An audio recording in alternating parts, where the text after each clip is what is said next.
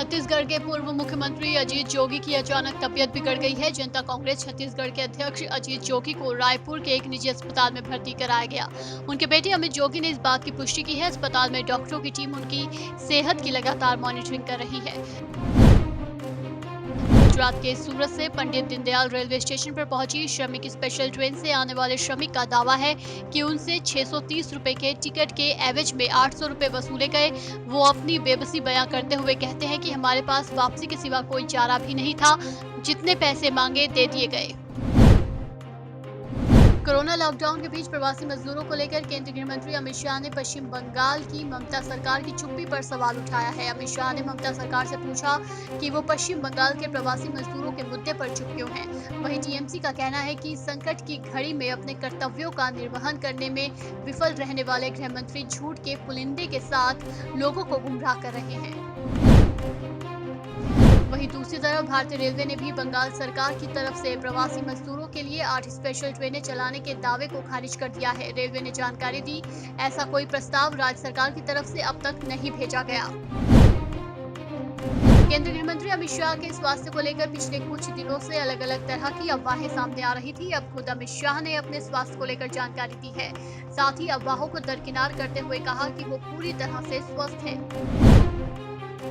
UP सरकार ने basic शिक्षा परिषद के स्कूलों में सहायक शिक्षकों की भर्ती के मामले में सुप्रीम कोर्ट का रुख किया है। यूपी सरकार की तरफ से सुप्रीम कोर्ट में एक कैविएट दाखिल की गई है। उसमें कहा गया है कि इलाहाबाद हाईकोर्ट के फैसले पर सुप्रीम कोर्ट बिना उसका पक्ष सुने कोई आदेश जारी नहीं करे। कोरोना वायरस की वजह से यूपी के गौतम बुद्ध नगर में पहली मौत का मामला सामने आया है। इससे पहले गाजियाबाद के एक शख्स की मौत भी नोएडा में इलाज के दौरान हुई थी। GIMS के निदेशक डॉक्टर राकेश गुप्ता ने बताया कि मृतक नोएडा में सेक्टर 66 के मामुरा गांव में रहने वाला 65 वर्षीय व्यक्ति गलगोटिया यूनिवर्सिटी में क्वारंटीन में रह रहा था। भारतीय सेना की कार्रवाई के बाद हिजबुल मुजाहिदीन का मुखिया सैयद सलाहुद्दीन सदमे में आ गया है। कश्मीर घाटी में रियाज नाइकू के मारे जाने के बाद सलाहुद्दीन ने कहा कि भारत का पलड़ा भारी है। जनवरी से अब तक हमारे 80 आतंकी मारे गए हैं। सलाहुद्दीन ने कबूल किया है कि भारत के जवान आतंकियों के हर मंसूबे को नाकाब करने में सफल हुए हैं। कोरोना संकट के बीच महाराष्ट्र सरकार ने स्कूली बच्चों के परिजनों को बड़ी राहत दी है। परिजनों को 2020 से 2021 सत्र में बढ़ी हुई फीस नहीं देनी होगी। सरकार ने ऐलान किया कि स्कूल की फीस में बढ़ोतरी नहीं होगी। इसके अलावा बकाया फीस देने के लिए अभिभावकों पर दबाव नहीं बनाया जाएगा।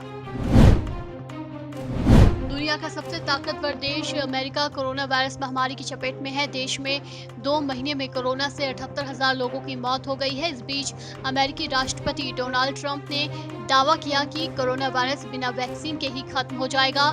उन्होंने ये भी कहा कि अमेरिका महानता की तरफ बढ़ रहा है।